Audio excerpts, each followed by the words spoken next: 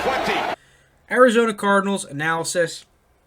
This is a team that I watched a handful of times, but I really wanted to get into and kind of dive into because they're a really interesting team. And the first thing I noticed about the Cardinals, which I don't know if this is the public consensus or anything, it's something I thought not watching a ton of Cardinals games.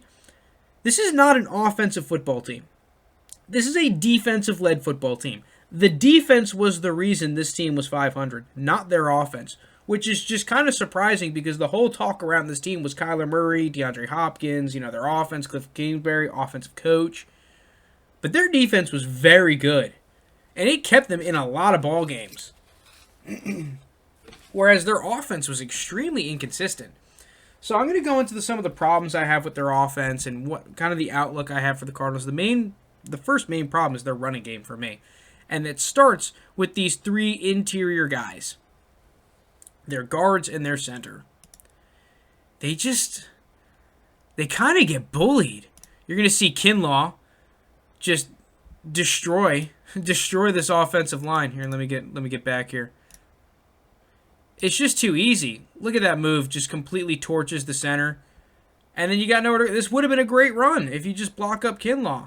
And this happens time and time and time and time again. Missed blocks. Running back misses the hole. Just the running game in general is so inconsistent, it hurts to watch. It really does. You're going to see here, this is a very egregious example I saw on tape. So Justin Pugh, I believe that's his name, he was the former Giant, is going to do a cross chop, it's called, onto a tackle, onto the D tackle, and then work to a linebacker. And the center, he's got a tough block against this nose, right? And then Kenyon Drake, we're going straight up the gut, right? Now we got two problems. The first problem is that this is probably the weakest cross chop I've ever seen.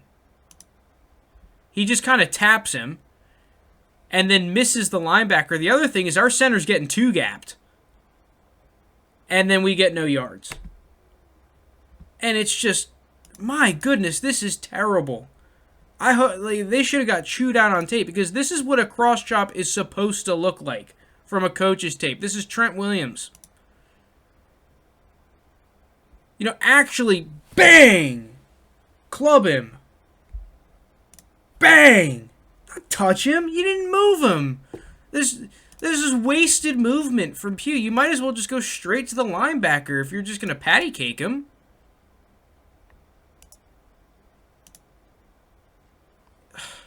Terrible. Terrible, terrible, terrible. And the other thing is that the running backs weren't very good either. The times where there was some blocks, the tight ends couldn't block, the running backs were making poor decisions. It was just a freaking clown fiesta. You're going to see it's just a split zone run. Our tight end is supposed to seal the edge, which I don't know what the hell he's doing because he just does not. And then Kenyon Drake, he sees there's a huge cutback lane here. Just hit the cutback lane. He just goes into this pile of crap. This is 3rd and 1. We can't even get a yard when there's a huge hole.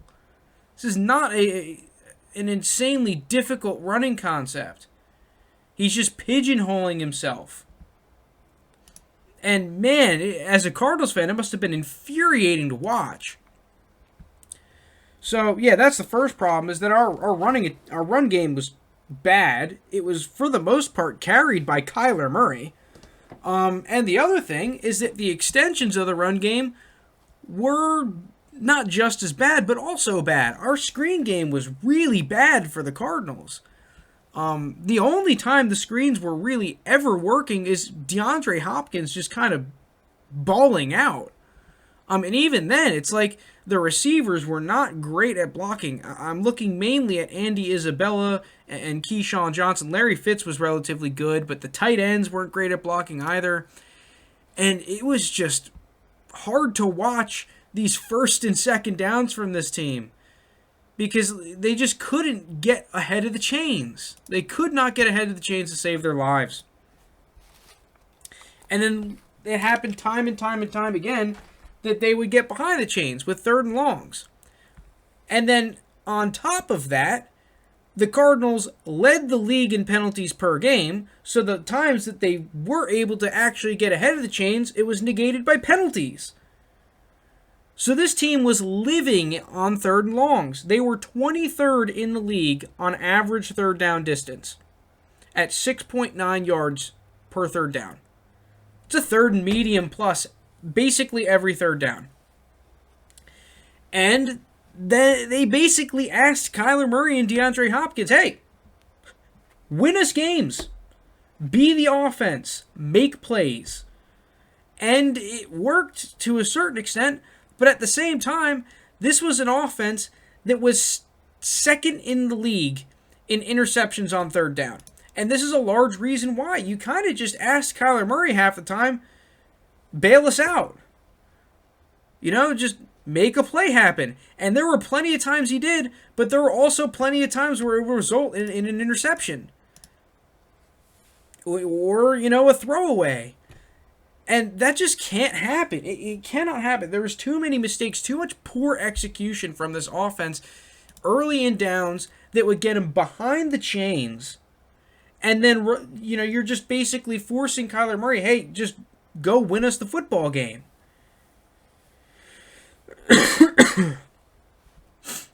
And just in general, I felt like the scheme, a lot of the plays was not very good from Cliff Kingsbury. It was very inconsistent. You're going to see a red zone play here where they're blocking 7 against this Washington football team pass rush. But if you're going to notice, Chase Young's not even on the field, first off. So I don't think you should be terribly scared in the red zone. Second off, you got the most, if not one of the most, dynamic quarterbacks in terms of evading rushers. So what's going to happen here is you only have 3 receivers. Every single receiver on this play is going to be double teamed. Every single receiver. What the hell do you want Kyler Murray to do? What the hell do you want him to do? And it just ends up being a waste of a play.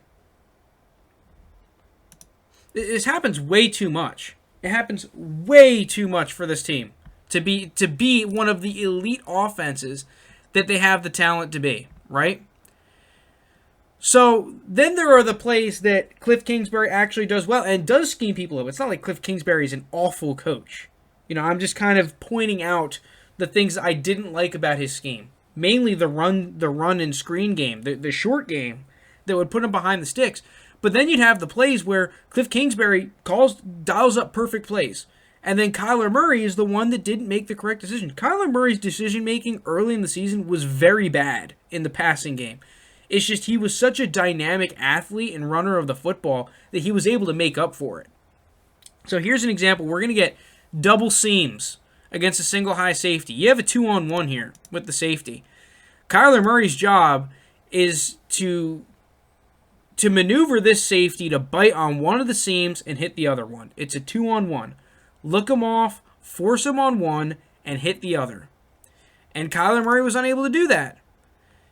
He initially looks right to the right seam, comes back to the left towards Dan Arnold, 85 baby. Safety does not bite on the initial look and then goes towards Kyler Murray's left where he's looking to Dan Arnold. This is a pretty easy read back to the right, and you have a huge play down the seam. This is a game, I'm pretty sure this is the fourth quarter of this Lions game. They're down like 3 points. This is a big play, and Cliff Kingsbury dials up the perfect concept to beat him. But Kyler Murray doesn't make the correct decision, takes a sack. So it's almost like, there's so many plays where Cliff Kingsbury, the play design isn't up to what it should be, in my opinion, because you're not looking to be average, especially with guys like Kyler Murray. You need a great play caller. And then the times where Cliff Kingsbury, you get the good play calls, and then Kyler Murray makes a mistake and doesn't convert.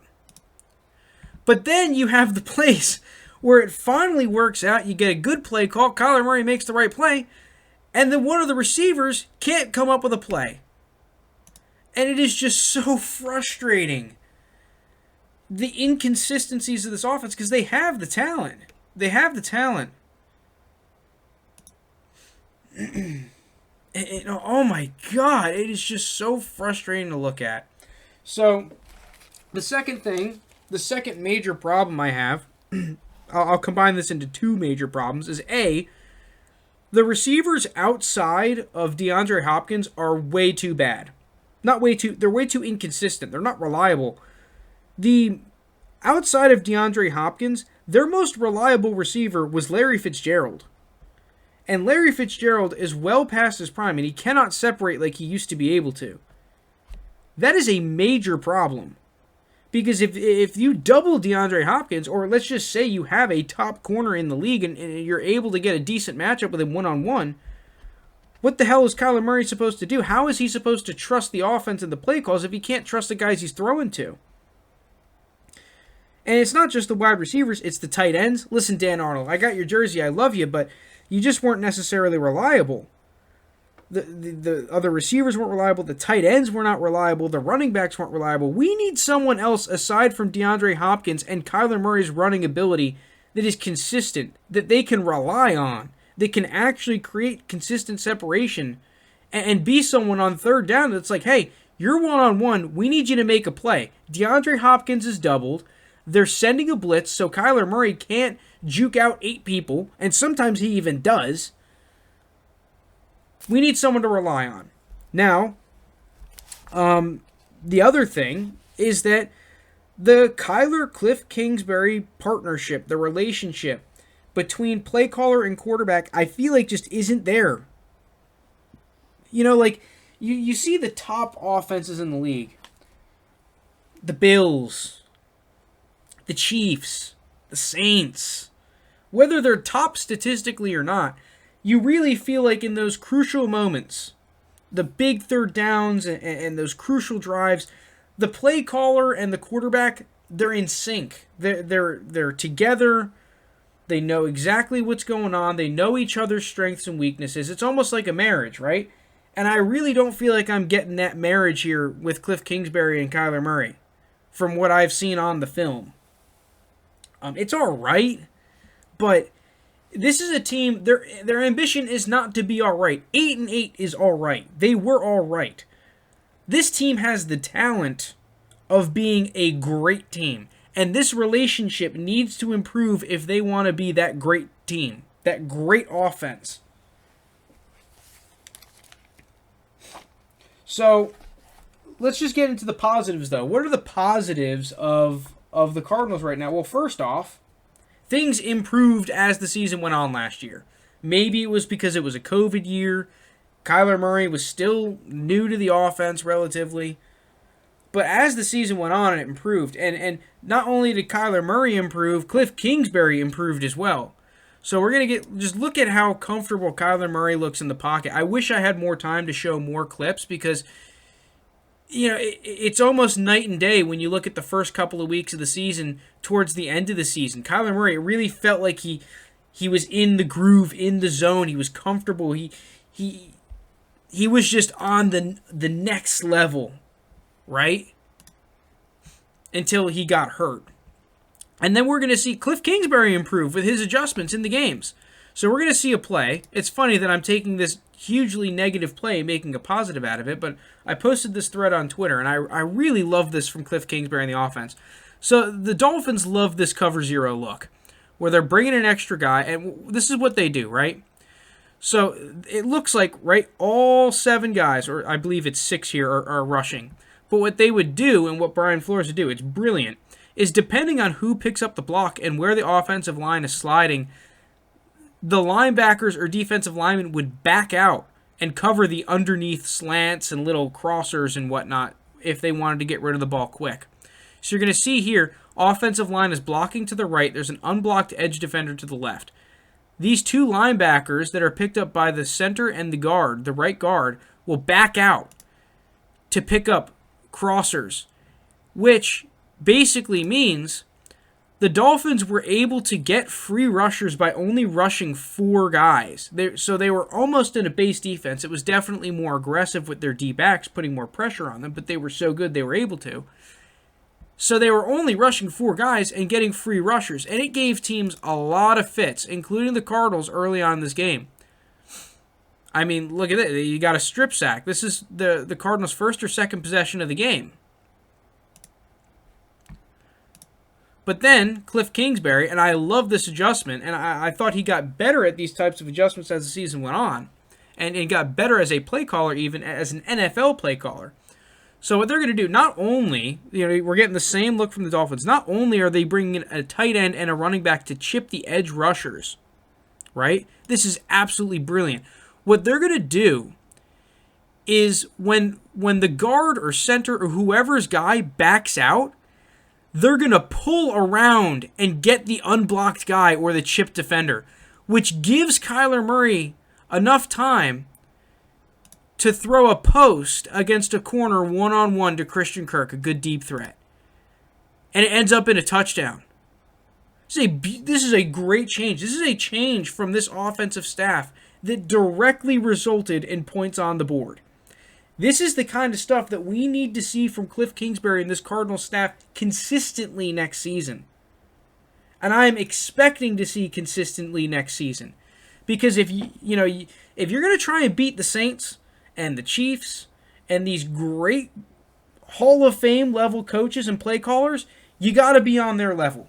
And I thought that Cliff Kingsbury, as the season went on, started to finally get there. It looked more like less of a college offense and more like an NFL offense with their adjustments and with their schemes and how they were taking advantage of matchups. Obviously, when Kyler Murray got hurt at the end of the season and was playing hurt, the offense was stagnant. But the other positives is a lot of their positions of need they've been improving on. They pick up Rodney Hudson from the Raiders, an all-pro level center, to help probably the major, if not one of the most major weaknesses on this offense, that interior offensive line. You add a all-pro level guy. You sign A.J. Green in free agency. You still got the draft and more free agency to go, right? So apparently, word on the street is they're looking to add a tight end, which would be huge because they lost my boy Dan Arnold. So a lot of the problems of this offense, they already have been improving. I would love to see them pick up a running back as well in the draft. One of those running backs that we just went over. And then the other positive is that their defense is great. This is a defense that is awesome, and it is very well coached. I really didn't have a whole lot of problems with their defense. I think the only problem with their defense is what are they going to do with their secondary? So here's a play just to illustrate how much I loved watching this Cardinals defense with Vance Joseph. It was brilliant. They were primarily a man coverage team, but on these third downs and stuff, they would bring up some really creative looks.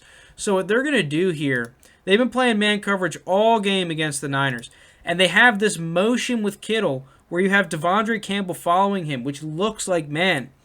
But actually, it's going to be more like a trap coverage where you're going to have cover 2 on the bottom with Patrick Peterson looking to pick off anything underneath. A safety, Budda Baker over the top. Basically one-on-one coverage up here with outside leverage. And this other safety getting anything in the middle. And it works to perfection. Absolute perfection. Because they're going to look to hit a quick out on the right. And Patrick Peterson is ready, sitting on it. This could have been a pick. Could have been a pick 6. Beautiful, beautiful call from Vance Joseph. And this happened every game. This defense was really good, especially against the pass. There were a couple games where they were a little inconsistent, but for as many games as they were inconsistent, there were more games where they were elite. The only problem I really had with this defense, which, funny enough, has for the most part been solved with J.J. Watt, is that I felt like their D-ends or their D tackles would sometimes get bullied, especially in double teams too much. And their linebackers weren't making enough plays. And they were almost relying on Budda Baker to kind of bail them out too much. So you're going to see here, this is Allen, one of their rotational DNs. He just kind of, this is a tough play because you're getting doubled, but you just can't get moved this much. And these linebackers kind of just lose their gap integrity. And then you're relying on Budda Baker, who is, I think, the best safety in the NFL, by the way. This guy is absolutely insane. If you want to see, I put a little highlight video together on the 3rd and 20 Twitter of Budda Baker, if you're interested in some of the plays he made in this 49ers game.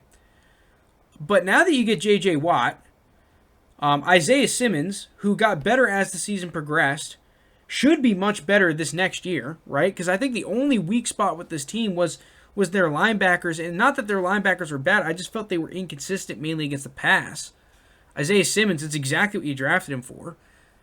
The only real weakness you have now is, can we get the secondary back to what it was? Because if this defense is as good as it was last year, you're chilling. You just need the offense, and you're a playoff team. You're a scary team. If the defense is better than last year, this team is very scary. Because if the defense is better than last year, I think this has a legitimate chance of being a top 5 group in the league. Very, very talented team. So overall, I like where this Cardinals team is headed. Under Cliff Kingsbury, they've gotten better every season. You get Carla Murray's 3rd year. I think we could really see him explode this year. Because we saw last season to start the year, his decision-making was shoddy, but he was able to make up for it with a couple of big plays with his arm down the field and some really fantastic runs with his running ability. If we're able to see him really put it together and be consistent, kind of like Josh Allen did this year, and so many other quarterbacks have done in their 3rd year in the league, this team could be scary. Because I just need this offense to be a little bit more consistent. Give me a run game. If AJ Green steps up as that second guy that's reliable, we already solved the issue. If not, we have probably the deepest receiver class in a long time. Not necessarily in terms of top end talent, but of guys that can play. You have a myriad of pass rushers. This team's got pass rushers for days. And now you add J.J. Watt. Like, holy crap. I think Cardinals fans have the right to be excited, and a lot of pressure has to rely on Cliff Kingsbury. I need this relationship between Cliff Kingsbury and Kyler Murray to be at the level it needs to be. I need Cliff Kingsbury to step up and be the great offensive coach that we hired him to be. And this team should be a playoff team. It really should be, even in a tough division. Because they have more than the talent. And the funny thing is, they have the top-end talent. They just need the role players. They just need the team and the coaching. That's really all they need. Because I'm expecting a lot of their younger studs, the Isaiah Simmons and the Kyler Murrays, to be more consistent. You have the coaching staff hasn't really changed a whole lot. You're in the system. You get a whole another year under your belt.